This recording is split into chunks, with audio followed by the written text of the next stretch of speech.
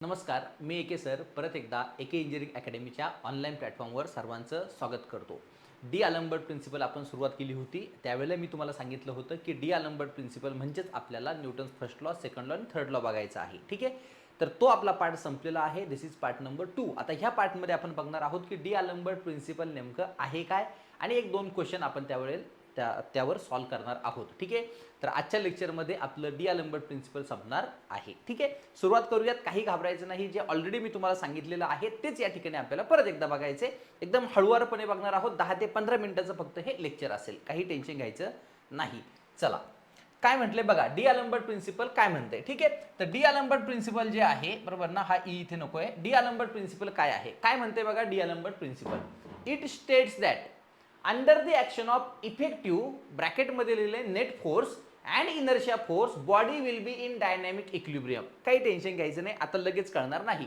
हळूहळू पुढे जातोय तसं तसं तुम्हाला सगळ्या गोष्टी क्लिअर होतील. ठीक आहे, परत एकदा रीड करतो. It states that under the action of effective force, म्हणजे दोन फोर्सेस ऍक्ट होत आहे. एक होतं इफेक्टिव्ह फोर्स किंवा त्यालाच म्हटलं जातं net force, and inertia force, म्हणजे बॉडीवर जर इफेक्टिव्ह फोर्स आणि नेट फोर्स हे जर ऍक्ट होत असतील तर तुमची बॉडी कशामध्ये असणार आहे, डायनॅमिक इक्विलिब्रियम मध्ये असणार आहे. ठीक आहे, याला म्हटलं जातं डी अल्म्बर्ट प्रिन्सिपल. काही टेन्शन घ्यायचं नाही, मी तुम्हाला सांगून देईल कसं आलं हे. ठीक आहे, हा इकडे बघा.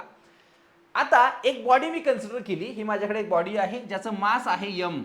मास किती आहे, यम त्या ठिकाणी मास आहे. ठीक आहे, हा काही टेन्शन घ्यायचं नाही. बघा काय म्हटलंय, if body of mass M moves in x direction. चला, कोणत्या डिरेक्शनने चाललाय, एक्स डिरेक्शनने चाललाय. ह्या डिरेक्शनने काय आहे, मोशन आहे.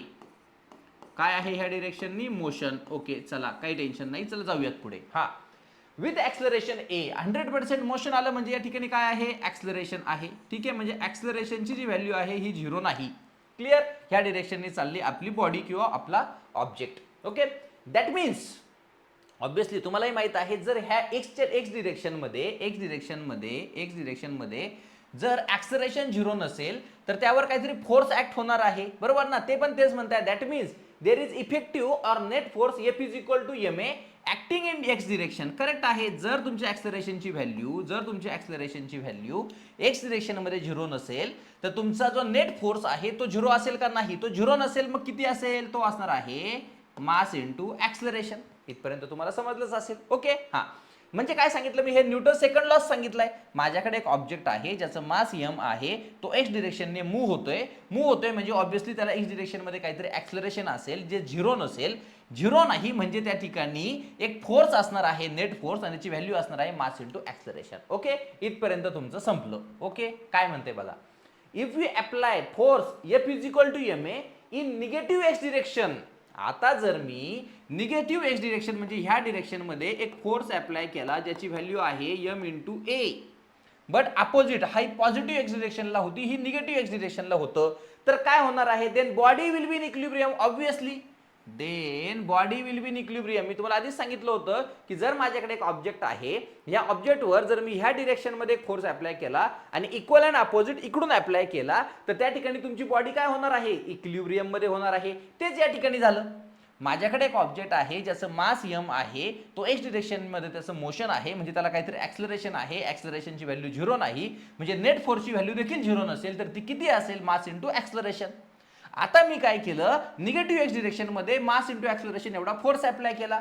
असं जर झालं तर इकडून आणि इकडून काय आहे, इक्वल अँड अपोजिट फोर्स आहे. म्हणजे ही तुमची बॉडी कशामध्ये असणार आहे, ही बॉडी तुमची असणार आहे इक्विलिब्रियम मध्ये. कशामध्ये असणार आहे, इक्विलिब्रियम मध्ये. त्यालाच म्हटलं जातं डी अल्म्बर्ट प्रिन्सिपल. त्यांनी पण ते सांगितलं, it states that under the action of net force. चला, बॉडीवर नेट फोर्स ऍक्ट झाला. Under the action of net force and inertia force, body will be in equilibrium. That equilibrium is called as dynamic equilibrium. झाला का point clear? झालाच असेल 100% हा point clear झाला असेल. म्हणजे बॉडीवर जर एक्सटर्नल फोर्स अप्लाय होतोय, बरोबर ना, आणि अपोजिट डिरेक्शन मध्ये इनर्शिया फोर्स ऍक्ट होतोय, तर बॉडी इक्विलिब्रियम मध्ये असणार आहे. त्या इक्विलिब्रियमला म्हटलं जाईल डायनॅमिक इक्विलिब्रियम. इथपर्यंत तुमचा विषय संपला. पण आता हा जो इक्विलिब्रियम, हा जो तुम्ही फोर्स अप्लाय केला आहे, हा रिअल मधला आहे का नाही, रिअल मधला तर हा आहे. हा जो फोर्स आहे हा एक इमॅजिनरी फोर्स आहे आणि ह्याच फोर्सला म्हटलं जातं इनर्शिया फोर्स. बघा, inertia force is a imaginary force. Inertia force is the imaginary force acting opposite to the motion. मोशनच्या तो काय आहे, अपोजिट ऍक्ट होत आहे, having same magnitude like resultant force, आणि त्याचं मॅग्निट्यूड रिझल्टंट फोर्स एवढंच असणार आहे. पण हा जो इनर्शिया फोर्स आहे हा अपोजिट टू ऍक्सलरेशन आहे. ऍक्सलरेशन जर इकडे असेल तर तुमचा इनर्शिया फोर्स इकडे आहे, हा अपोजिट टू मोशन आहे. पण हा ऍक्च्युअल मध्ये मोशनला अपोज करतो का, नाही, कारण हा इमॅजिनरी आहे.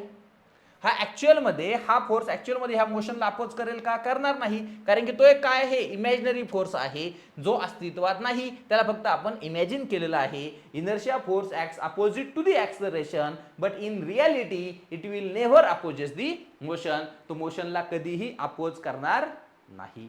क्लिअर झाला असेल. हे होतं तुमचं D'Alembert principle. D'Alembert principle म्हणजेच तुमचा काय झाला, न्यूटन्स सेकंड लॉ झाला. म्हणजे तुम्हाला जर कोणी डी अल्बर्ट प्रिन्सिपलवर क्वेश्चन विचारला तर तो काय असणार आहे, सेकंड लॉचाच प्रश्न असणार आहे. ठीक आहे. हा, मी तुम्हाला आता इथे विचारू शकता, इथे नेट इफेक्टिव्ह फोर्स म्हटलं, कुणी तिथे एक्सटर्नल फोर्स म्हणेल.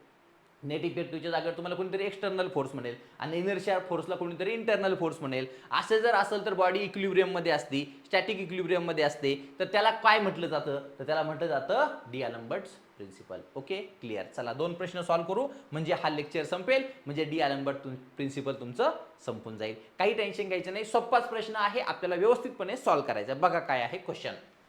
हॉकी प्लेयर हिट्स दी हॉकी. आता सगळ्यात पहिलं हॉकी जो प्लेअर आहे त्याच्या हातामध्ये काय आहे, हॉकी स्टिक आहे, बरोबर. ती हॉकी स्टिक त्याने हिट केली, पण ती ज्या वेळेला जमिनीमध्ये कॉन्टॅक्टमध्ये आले, बस आपल्याला एवढंच आपल्याला पाहिजे आहे. म्हणजे माझ्याकडे जो हॉकी स्टिक होता, तो हॉकी स्टिकचा जो बॉटमचा पार्ट आहे तो हा आहे. 2 मिनिटासाठी आपण कन्सिडर केला, बरोबर. हा, तेच म्हटले.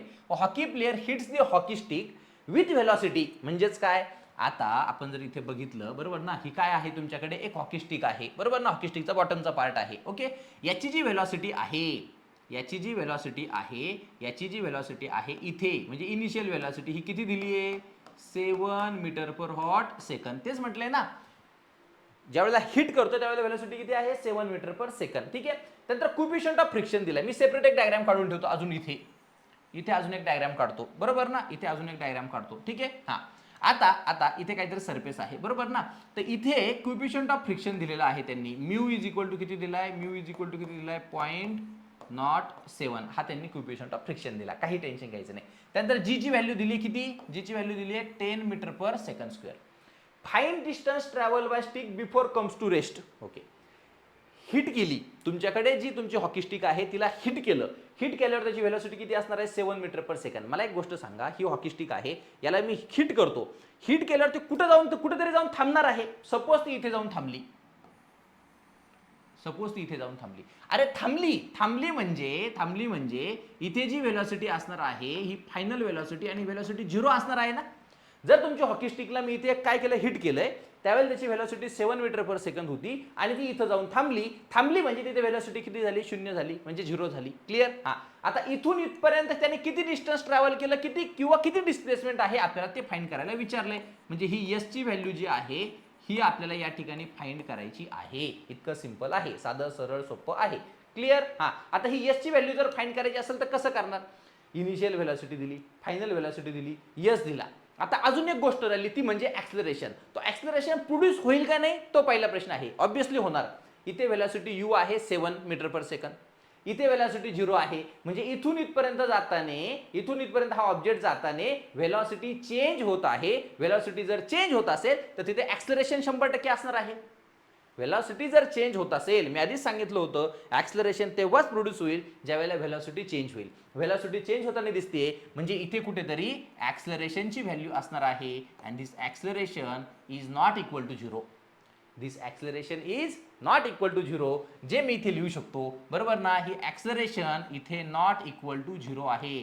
ह्या डिरेक्शन मध्ये, एक्स डिरेक्शन मध्ये ऍक्सलरेशनची व्हॅल्यू 0 नाही. येऊयात इथे, काही टेन्शन घ्यायचं नाही. 2 मिनिटासाठी मला इथे सांगा, जर आता मला एस ची व्हॅल्यू काढायची असेल तर मी कोणतं इक्वेशन यूज करेल, मी हे इक्वेशन यूज करेल, v square is equal to u square plus twice s, बरोबर ना. तुम्ही मला सर ट्वाइस जी एस का नाही घेतलं, अरे व्हर्टिकल मोशन असतं तर मी ट्वाइस जी एस घेतलं असतं, पण हॉरिझॉन्टल मोशन आहे म्हणजे ट्वाइस ए एस घ्यावं लागेल. व्हॅल्यू पुट करा, व्ही ची व्हॅल्यू किती झाली, 0, that is equal to u ची व्हॅल्यू किती झाली, 7, म्हणजे किती झाला, हा 7 चा काय झाला square plus 2 into A into hot s, आपल्याला यस फाइंड करायचा आहे. So s is equal to, म्हणजे मी असं लिहू शकतो का 2as इज इक्वल टू, हा मायनस झाला बरोबर ना, म्हणजे -49 झाला. So s is equal to मी म्हणू शकतो का -49 डिवायडेड बाय 2 इंटू ए, म्हणजे मला ए ची व्हॅल्यू फाइंड करावी लागेल. जर मला यस फाइंड करायचं आहे तर मला इथे ए ची व्हॅल्यू पुट करावी लागेल. आता ए फाइंड करण्यासाठी इथे या, काही टेन्शन घ्यायचं नाही, 2च मिनिटाचं काम आहे. माझ्याकडे हा ऑब्जेक्ट आहे बरोबर. हा आता याचं काहीतरी मास असेल, याचं काहीतरी मास असेल mg, ते खाली चालले आणि इथे वरती असणार आहे तुमची normal reaction that is what n. Okay. हा आता जर तुमचं ऑब्जेक्ट इथून इथपर्यंत जातोय, म्हणजे तो हा जो काही सरफेस आहे ह्या सरफेसला काय करतोय, रफ होऊन जातोय, तिथे काहीतरी फ्रिक्शन होणार आहे. बॉडीचं मोशन जर इकडे आहे तर फ्रिक्शनल फोर्स इकडे ऍक्ट होणार आहे, आणि तो फ्रिक्शनल फोर्स किती असेल, म्यू इंटू व्हॉट n ना, म्यू इंटू n असणार आहे बरोबर. आणि मोशन इकडे आहे, ह्या डिरेक्शनला काय आहे तुमचं मोशन आहे, ह्या डिरेक्शनला तुमचं काय आहे मोशन आहे बरोबर. हा आता ह्या डिरेक्शनला तुमचा एक फ्रिक्शनल फोर्स ऍक्ट होणार आहे म्यू इंटू n. पण आता n ची व्हॅल्यू काय येणार आहे बघा, vertical summation of forces in y direction 0, n is equal to what mg, म्हणजे जी n ची व्हॅल्यू येणार ती mg असणार आहे, म्हणजे फ्रिक्शनल फोर्स म्यू mg एवढा असणार आहे, म्हणजे फ्रिक्शनल फोर्सची जी व्हॅल्यू असणार आहे म्यू mg असणार आहे. ओके. आता एक्स डिरेक्शन मध्ये जर तुम्ही बघितलं, as ax is not equal to 0, x direction मध्ये ऍक्सलरेशनची व्हॅल्यू 0 नाही. जर ही 0 नसेल तर summation of forces in x direction हे देखील 0 नसेल. मग 0 नसेल तर किती असेल, मास इंटू ऍक्सलरेशन. घ्या याला खाली, summation of forces in x direction is equal to mass into acceleration. आता एक्स डिरेक्शन मध्ये तुम्हाला किती फोर्सेस दिसत आहे, मला तर एकच दिसतोय, तुम्हाला किती दिसत आहे मला माहित नाही. हे सगळे बाकी व्हर्टिकल डिरेक्शन मध्ये आहे, हा एकच आहे.